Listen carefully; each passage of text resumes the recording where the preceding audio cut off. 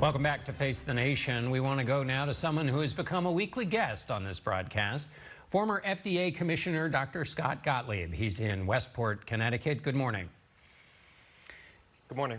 Dr. Gottlieb, I want to start with just your basic assessment. What is happening right now with this pandemic? Well, these are major epidemics that are underway in the South and the Southeast right now. You look at Texas with almost 6,000 cases, California almost 6,000 cases, Georgia's getting hot with 2,000 cases, Florida with almost 10,000 cases right now, and Texas with about 5,500 people hospitalized. This is community spread that's been underway for some time. It's going to be hard to extinguish. We're going to have many weeks ahead of us of continued growth in these cases, at least 2 or 3 weeks, even if we take aggressive actions right now, which across the board we're not doing. And I know a lot of the discussion right now is that these cases are clustered in younger people, so deaths are actually coming down, but that's not likely to stay that way. This spread is likely to seep into more vulnerable communities, and we're likely to see total daily deaths start to go back up again. So your point is this can't be changed or turned off with a switch, that while we're seeing big numbers, we should expect them for a while and more bad news. Well, look at New York. New York implemented the stay-at-home order on March 20th. It was a Friday. It went into effect on Sunday. They peaked in terms of the number of daily cases that they were reporting on April 7th. So almost 3 weeks after they implemented a stay-at-home order, the cases continued to build, and then they started to slowly decline. We're implementing measures in these states. The governors have taken action, but the action is much weaker than a stay-at-home order. And so even if it does have some impact on the continued spread, it's going to be a marginal impact, and it's going to take more time to flow through. So I think that these states have some difficult weeks ahead. And you look at states like Florida, which might be in the worst shape right now. It looks like they may be tipping over into exponential growth, and so they're going to see perhaps rapid acceleration in number of cases. So it's a difficult situation right now. I think over the next week we're going to know just how pervasive the spread is, but it looks pretty widespread right now. In your judgment, was the rush to reopen too fast? Well, I think two things happened. One, we reopened against the backdrop of a lot of spread, and so it was only going to go in one direction. There was already a lot of infection around to continue building new cases, and these epidemics take time to build. And the other thing was the speed of the opening in some of these states. They didn't really pause in between steps of their reopening for a sufficient amount of time to see if it was having an untoward effect. And so as they reopened parts of their economies, they should have taken 2-week pauses in between. That's what states like Maryland, Massachusetts, New York, New Jersey, Connecticut, Michigan did, and did it successfully so that they could measure the impact of their actions. What do you make, Dr. Gottlieb, about the European Union's choice or decision not to allow U.S. travelers because the outbreak has not been sufficiently contained in America?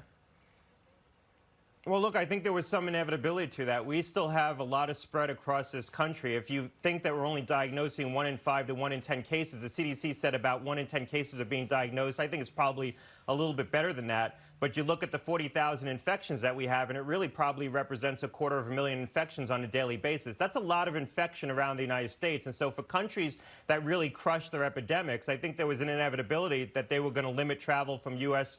travelers into those countries. I think the other thing that we're going to see probably start to materialize on a wider scale are restrictions within the United States. I think states that have crushed their epidemic are going to start to put up more stringent restrictions on travel. You already saw the beginning of that with New Jersey, Connecticut, and New York coming together, but there's a lot more that states can do, including screenings at airports for passengers flowing through certain parts of the country that might limit travel within the United States.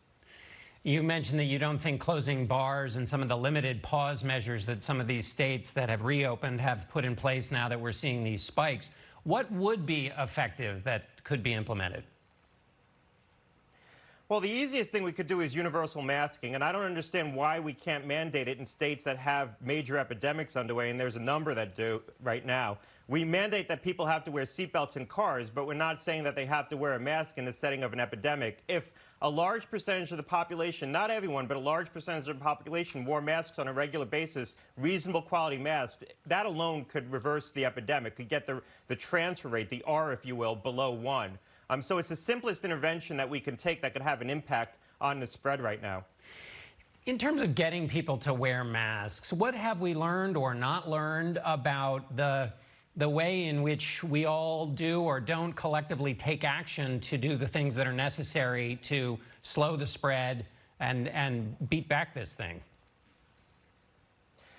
Well, look, we have a hard 6 months ahead of us. We're going to get through this. This is a brief moment in our long history. We need to focus on preserving life, and we need to focus on maintaining the things that are most important to us, keeping our businesses open, sending our children back to school in the fall, preserving the healthcare system, protecting the vulnerable.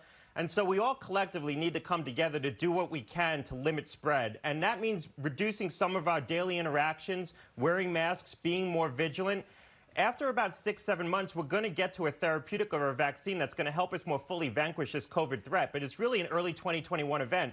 So we need to just get through 2020. I think we need to come together and think about what we can do as a nation to reduce our collective risk and not make this so cantankerous. The idea of universal masking, wearing a mask when you go out. There's a lot of things we do that are inconveniences, but we do it to protect ourselves and protect our fellow citizens. All right, Dr. Scott Gottlieb, thanks again for being with us.